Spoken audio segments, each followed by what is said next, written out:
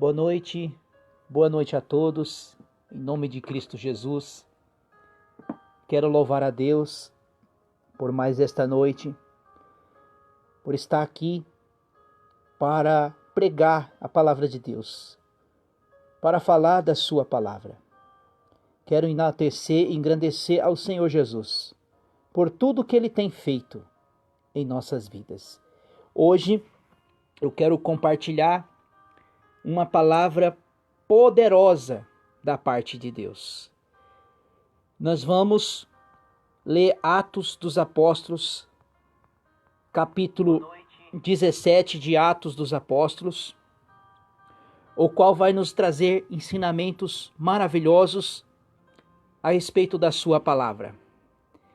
E eu quero que você, meu irmão, minha irmã, que é amante das Escrituras, você que é amante, você que gosta de estudar as Escrituras, hoje, nesses estudos que nós estamos abordando sobre o livro de Atos dos Apóstolos, claro que eu já venho fazendo desde Mateus, agora estamos em Atos capítulo 17, aqui Paulo, ele vai entrar na cidade de Tessalônica e depois na cidade de Bereia.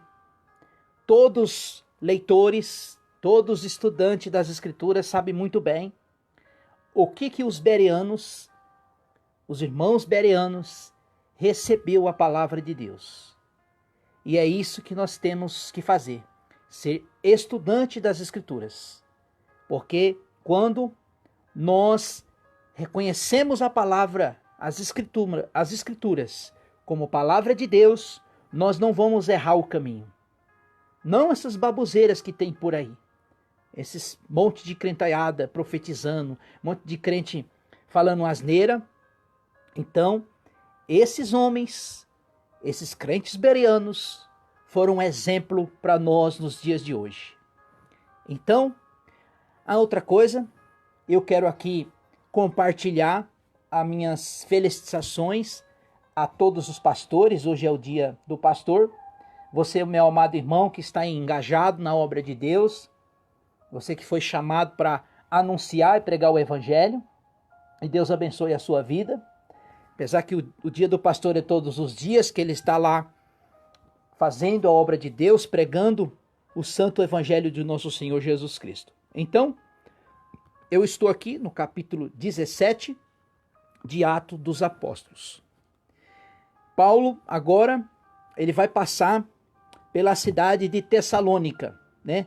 Até então, que mais na frente, Paulo escreve cartas para os irmãos tessalonicenses.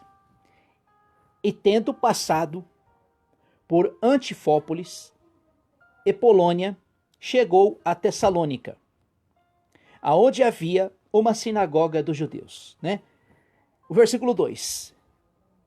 Paulo, como tinha o costume, foi ter com eles por 3 sábados e discutido com ele sobre as Escrituras. Então, esse era o costume do apóstolo Paulo, como eles gostavam de guardar esse dia que era o sábado. Paulo ia para as sinagogas para anunciar Jesus, para anunciar Cristo, pregar o evangelho. E essas discussão, esses debates que eles tinham, eram debates ferronhos, debates serronho contra os judeus, contra os homens religiosos daquela época. E o versículo 3 diz assim: explicando e comprovando que era necessário que o Cristo morresse e ressuscitasse dos mortos, e este Jesus que vos anuncio dizia que ele é o Cristo. Então, o que Paulo ia fazer na sinagoga? Ele iria pregar a respeito de Cristo, aquilo que os profetas disseram a respeito de nosso Senhor e Salvador Jesus Cristo. E alguns deles creram e ajuntaram-se com Paulo e Silas e também grande multidão de gregos piedosos e não poucas mulheres de alta posição. Quer dizer, mulheres da alta posição da cidade de Tessalônica. E os judeus, porém cheio de inveja, tomando consigo alguns homens perversos entre os desocupados, ajuntando toda a multidão à cidade, invadiram a casa de Jasson e procuravam para entregá-lo ao povo. O versículo 6. Nos achando, porém, que trouxeram Jasson, alguns irmãos à presença das autoridades da cidade, gritando: este que vos revoluciona o mundo, e chegaram também aqui. Quer dizer, Paulo começou lá, né, em Jerusalém, e agora aqui Paulo já está na sua segunda viagem missionária e ele chega na cidade de Tessalônica, né? E o interessante aqui que esse homem Jasson, ele creu no Senhor, foi pregado o evangelho para ele, ele creu também no Senhor. 7 diz: Jasson recebeu a casa e todos que agem contra os decretos de César, dizendo que não há outro rei Jesus. Então, o que aconteceu aqui, irmãos? Quando fala aqui sobre os decretos de César, porque naquela época os romanos subjugavam sobre os judeus. Então, a esperança que os judeus tinham? Que viesse um rei. Eles tinham essa promessa do Messias, só que quando Cristo veio, Cristo não foi um Cristo político, né? Então, naquela época, os judeus eram subjugados pelos romanos. O versículo 8. Revoltavam-se a multidão e as autoridades da cidade e ouviram estas coisas. E tendo, porém, recebido a fiança de Jasson, e todos mais o soltaram. O versículo 10. Assim escureceu os irmãos, enviaram a Paulo e Silas para a cidade cidade de Bereia. E tendo eles chegado, lá foram à sinagoga dos judeus. O versículo 11. Ora, estes foram mais nobre dos que os Tessalônica, pois de bom grado receberam a palavra, examinando cada dia nas escrituras estas coisas que eram assim. Olha que coisa maravilhosa, irmão, quando fala desses irmãos bereanos. Os bereanos foram mais nobres, não que eles foram mais especiais do que os irmãos tessalônicos, não. Eles atentaram para o que Paulo estava querendo dizer em relação às escrituras. Porque se nós lemos o versículo 3, explicando e comprovando que era necessário que Cristo morresse, ele estava falando lá do Velho Testamento, das profecias lá dos profetas.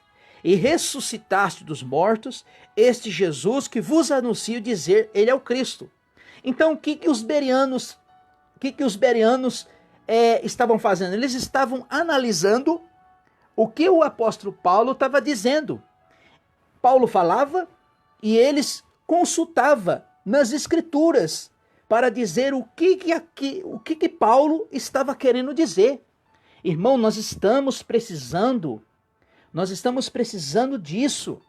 Nós precisamos de crentes críticos. Nós estamos precisando de crentes chatos que perguntam para o seu pastor: pastor, me explica o que você pregou aí direito, que eu não entendi. Irmão, o que você está falando aí, isso é heresia.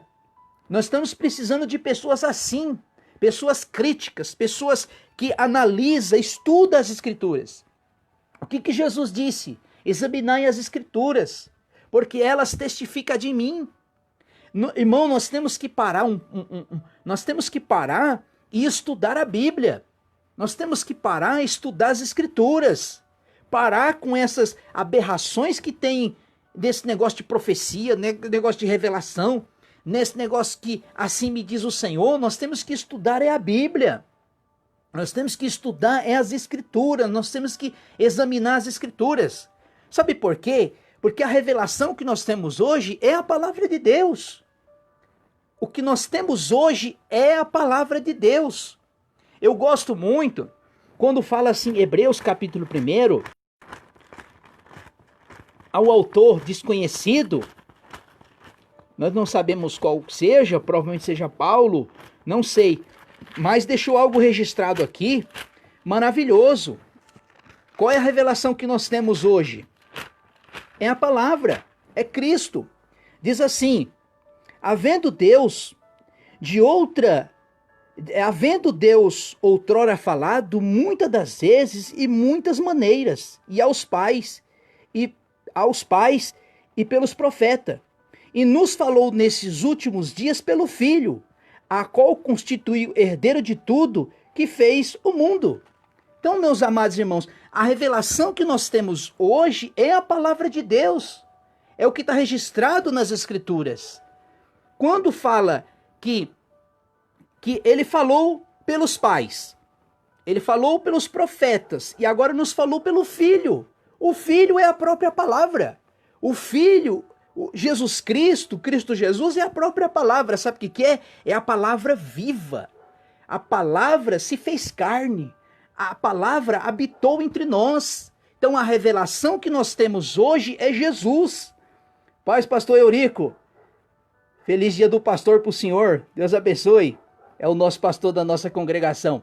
Então, amados irmãos, quando se fala nesses crentes bereanos, eu me alegro muito, porque eles eram analisadores, eles eram críticos, eles analisavam, eles estavam analisando o que Paulo estava pregando, o que Paulo estava falando. É isso que nós temos que ter nos dias de hoje. Não tenha vergonha de chegar para o seu pastor, o que você está pregando, pregador, o que você está pregando, está fora das Escrituras. Você tem o direito de fazer isso. Nós temos o direito de fazer isso, seja com qualquer pessoa. Nós temos que ser analisadores, nós temos que examinar as Escrituras para nós não cairmos nesses falsos ensinos que nós temos por aí. Então, olha o versículo 11. Ora, estes foram mais nobres do que os irmãos tessalônicos, quer dizer, foram mais nobres que os irmãos tessalonicenses, porque de bom grado receberam a palavra, examinando cada dia mais as Escrituras, e estas coisas eram assim. Paulo falava, aí eles iam lá e analisar. Opa, bacana, Paulo, pode continuar. Tá certo o que você está falando. Estava falando de Cristo. As profecias se confirmam a respeito de Jesus, a preço de Cristo. É isso, irmãos, que nós estamos precisando. É isso que nós estamos precisando.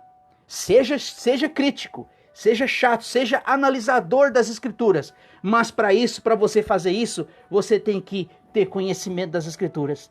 Para isso, você tem que estudar as Escrituras. Para isso, você tem que fazer um curso de teologia. Para isso, você tem que gastar o seu tempo precioso que você tem estudando, lendo livros, examinando as Escrituras. Aí nós vamos triunfar, nós vamos estar firmes e constantes na obra do Senhor. O versículo 12. De modo que creram muitos deles, e também mulheres e gregas de alta posição e muitos homens. No entanto, logo os judeus de Tessalônica soube que a palavra de Deus também era pregado por Paulo em Bereia, foram um alvoroço agitar as multidões. Então, quando aqueles judeus ficaram sabendo que Paulo tinha chegado na cidade de Bereia, aquele mesmo tumulto que eles fizeram lá na cidade de Tessalônica, eles ficaram sabendo que Paulo estava lá na cidade de Bereia. O versículo 14. No mesmo instante, os irmãos fizeram partir em direção ao mar, mas Silas e Timóteo ficaram ali. Quer dizer, Silas e Timóteo, o qual o próprio apóstolo Paulo levou Timóteo para esta segunda viagem missionária, Aí Paulo, ele ficou ali entre a cidade de Bereia e a cidade de Tessalônica. Versículo 15. Olha que coisa interessante. Quando Paulo está na cidade de Atenas. Na cidade de Atenas. O que era a cidade de Atenas? A cidade de Atenas era uma cidade totalmente idólatra, totalmente entrega à idolatria. Mas só que Paulo, irmão, que homem corajoso era esse? Quando Deus levanta um homem com essa garra, com essa força que Paulo tinha. Paulo verdadeiramente é uma inspiração para nós. Quando nós olhamos, quando nós vemos o apóstolo Paulo, esse foi um homem que Deus chamou, um homem belicoso, cheio do Espírito Santo, que anunciava o Senhor Jesus. Esse era um verdadeiro missionário. O versículo 15 diz assim: e os que acompanhavam Paulo levaram até Atenas, e tendo recebido ordem que Paulo e Silas fossem ter com eles, mais depressa possível a partir. Quer dizer, Paulo agora chega na cidade de Atenas. Quando Paulo estava em Atenas, ficou indignado ao ver a cidade tão entregue à idolatria, de modo que discutia na sinagoga com os judeus e com os gregos piedosos, e todos os dias na praça com eles ali chegavam. E alguns dos filósofos espiqueus, estoicos, discutiam com eles. Uns diziam que quer dizer esse tagarela. Irmão, olha que coragem que esse homem tinha, que é o apóstolo Paulo. Já você chega numa cidade idólatra, como nós temos aqui no Brasil, vamos citar aí Aparecida do Norte, chega lá um crente ousado e começa a anunciar Jesus, a anunciar Cristo, que era-vos necessário ele se arrepender daquela idolatria. Pois assim o apóstolo Paulo fez. O versículo 18. E algum dos o versículo 19. E tomando, o levaram para um aerópago, dizendo: podemos nós saber de novo o ensino que ele vos fala? O que é um aerópago? Um aerópago naquela época ficava ali na cidade de Atenas. Era um lugar de julgamento. Então eles pegam o apóstolo Paulo e levam até aquele lugar. E falam assim: olha, nos explica a respeito dessa pessoa que você está falando, a respeito de Cristo, a respeito de Jesus. Irmão, as pessoas estão precisando de ouvir Jesus, ouvir Cristo. Ouvir a verdade, ouvir a palavra como ela é. É isso que as pessoas estão precisando. O versículo 22. Estando Paulo no meio do aerópago, disse: homens antanienses, em tudo vejo que sois muitos religiosos. Olha que ousadia Paulo tem, hein? Esse é homem corajoso. Pois passando e vendo os vossos santuários, achei também um altar que está escrito aos Deus desconhecido. Ora, esse vos adoreis sem conhecer, que vos anuncio.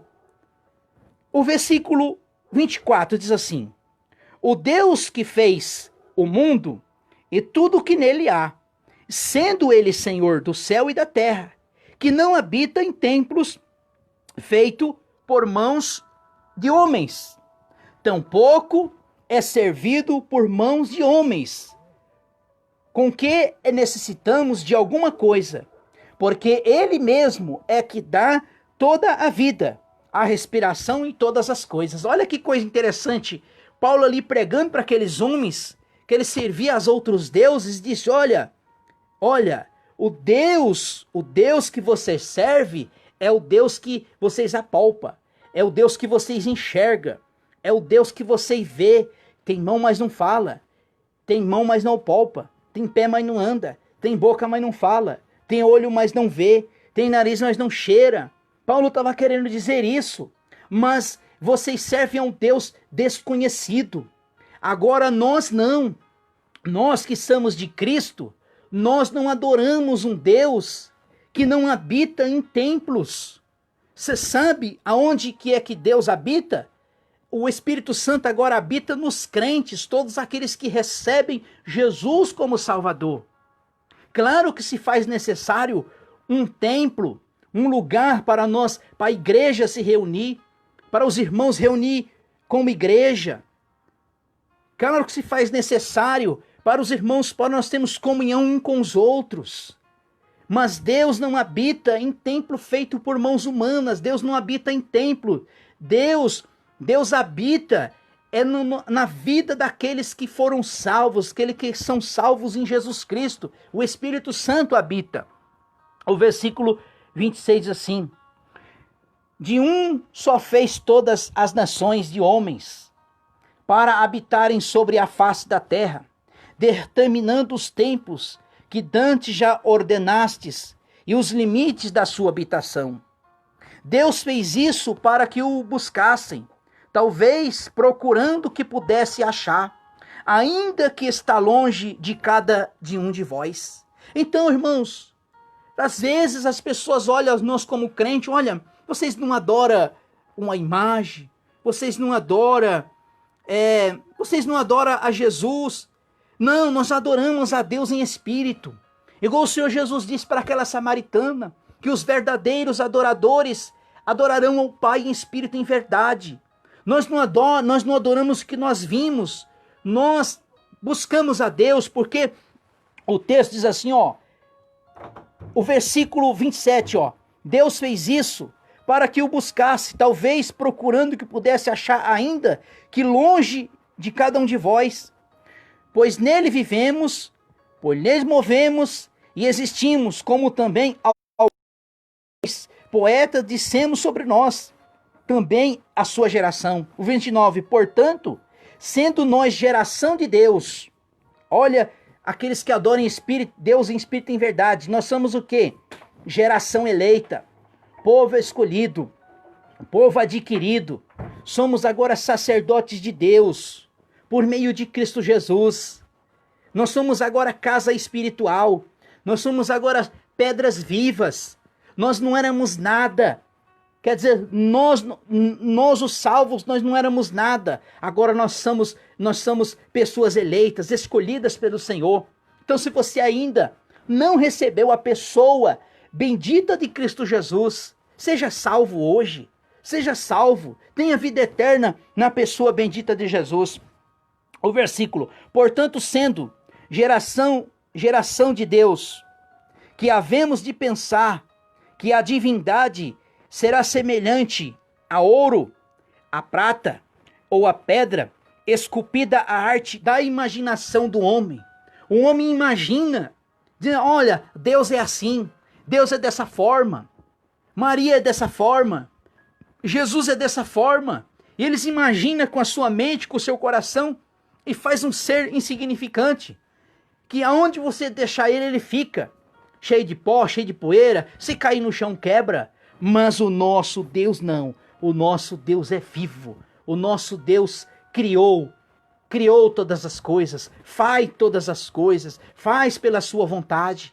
Então, clame a Ele nesta noite, clame ao Deus vivo, clame ao Cristo vivo, ao Senhor de todas as coisas, que é dono de tudo. Presta um louvor a Ele no seu espírito. Porque hoje a adoração, meus amados, é pelo Espírito. Não é pela que nós vimos, pelo que sentimos, pelo que pegamos. Porque Jesus disse que os verdadeiros adoradores adoram o Pai em espírito e em verdade. Onde você estiver, qualquer lugar onde você estiver, adore a Deus em espírito, que Ele sabe todas as coisas. Ele é onisciente, Ele é onipresente, Ele é onipotente, Ele sabe de todas as coisas e Ele sabe das tuas necessidades. Vamos à leitura. Pois Deus determinou um dia em que a justiça há de julgar o mundo, por meio do homem que escolheu. Ele disso deu certeza que todos ressuscitando entre os mortos. O versículo 32. Quando ouviram falar em ressurreição dos mortos, uns zombando, outros diziam sobre isso, te ouvirão outra vez. E assim Paulo saiu do meio deles. Todavia, ajuntando-se alguns homens que nele creram, e entre os quais estava Dionísio, do Areopagita, e uma das mulheres com nome Damaris, e com ele os outros. Amém, meus amados irmãos? Essa é a palavra de Deus. Creia somente na pessoa gloriosa de Cristo Jesus. Ele é o meio de salvação. E mais uma vez eu trago um alerta. Seja um crente bereano. Seja um crente analisador. Não sai comendo qualquer coisa que você vai ouvindo. Porque tem crente que é assim, né? Tudo que se fala é glória a Deus, é aleluia. Não sabe nem o que está se falando, né? Então nós temos que ser analisadores. Analisa tudo e retei o que é bom. Vamos ser crentes bereanos. Vamos estudar as Escrituras. Vamos examinar as Escrituras para nós não sermos enganados. Que Deus abençoe a todos em Cristo Jesus. E amanhã, se Deus nos permitir, Paulo chega agora na cidade de Corinto, na cidade de Coríntios, né? O qual essa igreja deu muito problema para o apóstolo Paulo. E Paulo aqui ainda continua na sua segunda viagem missionária.